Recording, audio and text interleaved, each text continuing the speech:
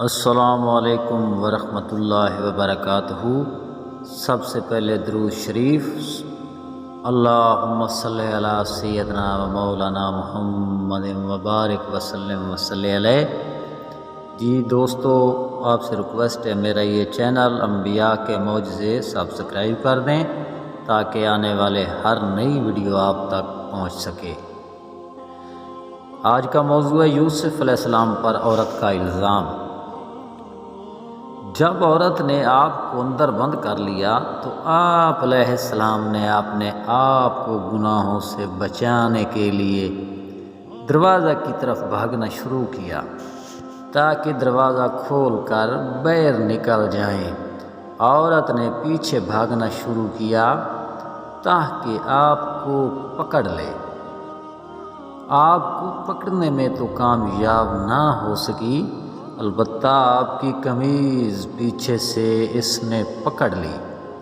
چونکہ آپ دوڑ رہے تھے، دوڑتے ہوئے قمیض پکڑنے کی وجہ سے پیچھے سے پھٹ گئی۔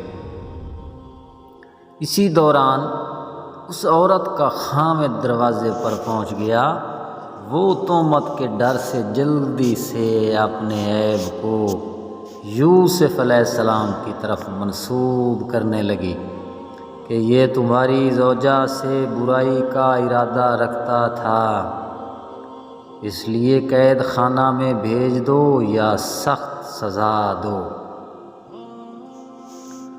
عورت کو یوسف علیہ السلام سے چونکہ شدید محبت تھی، اگرچہ اس نے خود بچنے کے لیے عیب یوسف علیہ السلام کی طرف منسوب کر دیا، لیکن پھر بھی آپ کی رعایت رکھی۔ قید خانہ پہلے ذکر کیا، سخت سزا کا ذکر بعد میں، اس لیے کہ محب آپ اپنے محبوب کو درد پہنچانے کی کوشش نہیں کرتا، اس لیے یہ بھی ذکر نہیں کیا کہ ان دونوں میں سے جس پر چاہو عمل کرو، بلکہ اس نے مکمل طور پر آپ کو بچانے کی فکر کی کہ قید خانہ بھیج دو۔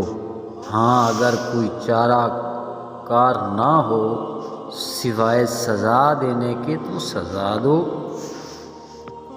پھر کوئی ایسے الفاظ نہیں ذکر کیے جن سے پتہ چلے کہ اس نے کہا ہو کہ ان کو عمر بھر قید رکھو یا بہت لمبا عرصہ قید میں رکھو، بلکہ صرف یہ کہا کہ قید خانہ میں بھیج دو، یعنی مطلب یہ تھا کہ 1-2 دنوں کے بعد نکال لینا۔